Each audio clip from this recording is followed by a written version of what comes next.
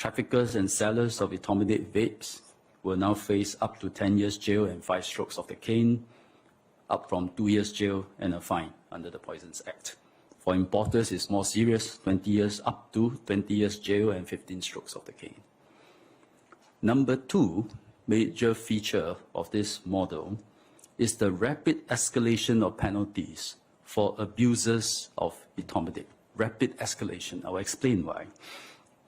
Like other drug abusers, abusers of etomidate can also be subject to mandatory supervision, detention, and jail under the MDA once we list it.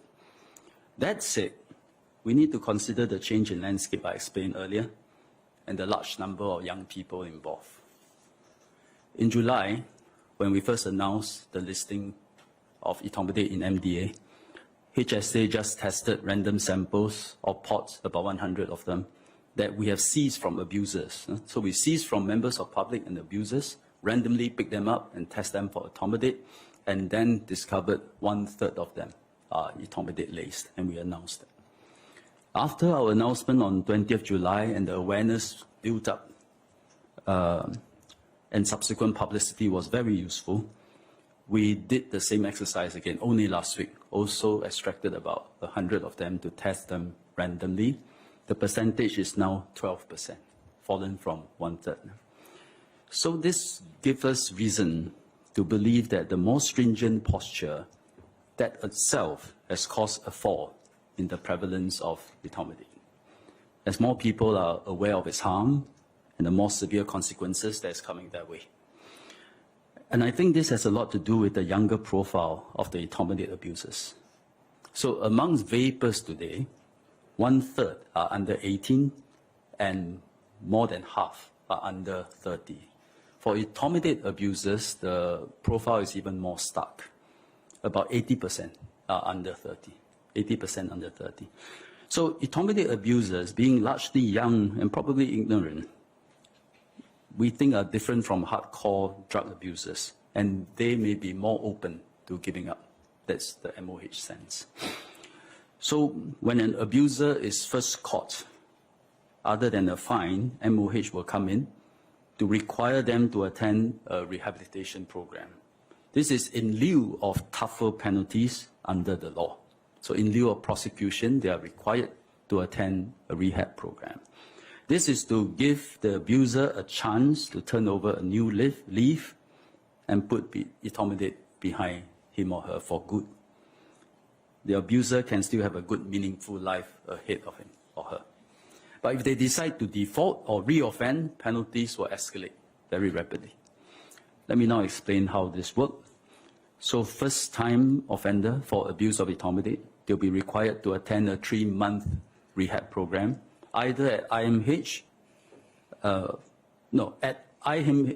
and selected social services agencies like the Singapore Anti-Narcotics Association or WeCare.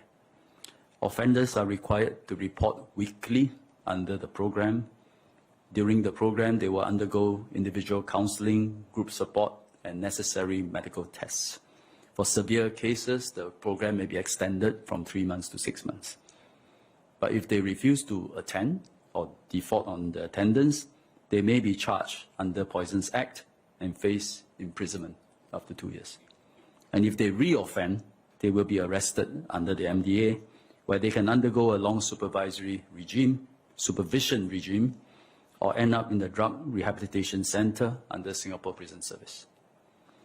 The rehab requirement I just described represents a second chance that the government is giving the offenders. They can also give themselves a second chance through a program we call Quit Vape. This is run by community partners, WeCare, Sana, Tai Hua Kwan Moral Charities, and Fei Yue Community Services. So come forward if you are a vapor, or worse, etomidate vapor. Come forward, contact them, tell them you want to quit vaping or etomidate vaping, and they will help you deal with your addiction. They are not required to report the cases to MOH or CNB. There will not be an offense record. So that is a chance you can give yourself. We will also use this framework to enhance our enforcement against general vaping, not etomidate vaping, just general vaping. It is very bad for health. The nicotine content of vaping pods is very high, which is why Singapore bans it. Our tests show that one pod contains as much nicotine as 4 packs of cigarettes. Yeah. And a young person can just smoke on it the whole day. Unlike cigarette, there's no end. You just keep smoking until the pod end. By then, you've taken in 4 cigarette packs worth of nicotine. We will raise the fines for vape consumption from $300 and $500 for the young and adults, respectively, to $500 and $700. For recalcitrant vapers, if caught, we will also impose a rehab requirement on them. This will be run by the Health Promotion Board. It involves weekly reporting for 1 month, and based on our experience, this will help the majority kick the habit. And for the subsequent 2 months, it will be monthly reporting just to make sure that the habit does not return. If they default, they will be charged and subject to a fine of $2,000 under TICASA.